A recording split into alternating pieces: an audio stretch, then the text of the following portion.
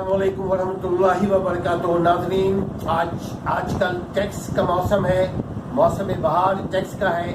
अपने मुल्क को तरक्की दीजिए, टैक्स नेट में शामिल होइए, ये एक स्लोगन है। इस सिलसिले में दोबारा शाहिद भाई दोबारा इस सिलसिले में आपके सामने है। शाहिद भाई, क्या हाल है आपके?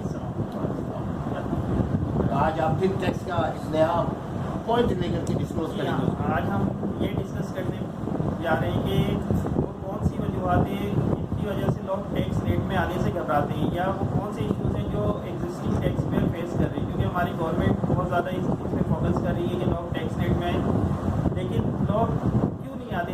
तो हम इस फोरम के ज़रिए वो इश्यूज़ को आपके सामने भी बताइए वो कौन से इश्यूज़ हैं, और हम गवर्नमेंट से भी चाहेंगे इन इश्यूज़ पे ज़रूर वो कुछ ना कुछ रिव्यू करें, ताकि लोगों को आसानी हो और वो मोटिवेट हो टैक्स रेट में आने के लिए।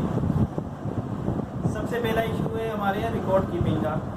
टैक्स पेयर्स के लिए रिकॉर्ड कीपिंग की रिक्वायरमेंट्स बहुत ज़्यादा हैं, जो कॉम्प्लिकेशन है, बुक ऑफ अकाउंट्स और दूसरी चीज़ें, जिसकी वजह से चूँकि हर टैक्स पेयर बहुत रिच नहीं होता, हर टैक्स पेयर के लिए मुमकिन नहीं होता कि वो अकाउंटेंट हायर करे, या वो चार्टर्ड अकाउंटेंट या कॉस्ट एंड मैनेजमेंट अकाउंटेंट, या कोई वो नॉर्मल अकाउंटेंट भी हायर करे जो एक नॉर्मली बिजनेसमैन है या एक नॉर्मल ट्रेडर्स है, वो ये चीज़ें अफोर्ड नहीं कर सकते। तो सबसे पहले हम ये चाहेंगे रिकॉर्ड कीपिंग को सिंप्लीफाई किया जाए, दूसरा आसान बनाया या रिकॉर्ड कीपिंग को आसान और सहज बनाया जाए, रिकॉर्ड रखने को, जमा करने को आसान बना दिया जाए, ताकि एक आम बंदा भी उसको समझ सके और उसको मेंटेन कर सके।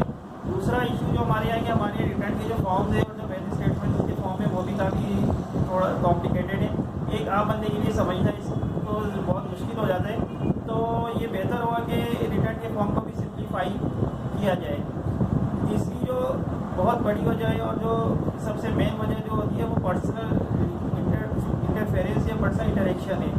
जो टैक्स ऑफिसर्स या जो टैक्स डिपार्टमेंट से लोग हैं, जो पर्सनली लोगों से इंटरेक्शन है उनकी, ये इशू है कि चूँकि वो उनका एटीट्यूड और उनका बिहेवियर पब्लिक के साथ या टैक्स पेयर के साथ वो नहीं होता जो होना चाहिए।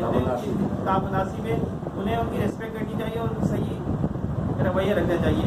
हमारे यहाँ हिरासमेंट का भी ये सिलसिला, करप्शन भी मौजूद है, ये चीज़ें भी है जिसकी वजह से लोग टैक्स रेट में आने से घबराते हैं। यानी हरासमेंट लोगों को कहा जाता है कि मीन्स कि उनको ये कहा जाता है कि आप उनको ड्राई जाते हैं, उनसे कहा जाता है कि अगर आप ऐसा नहीं करेंगे तो ऐसा हो जाएगा। उन्हें खौफजदा किया जाता है। इस चीज़ को भी ख़त्म किया जाना चाहिए।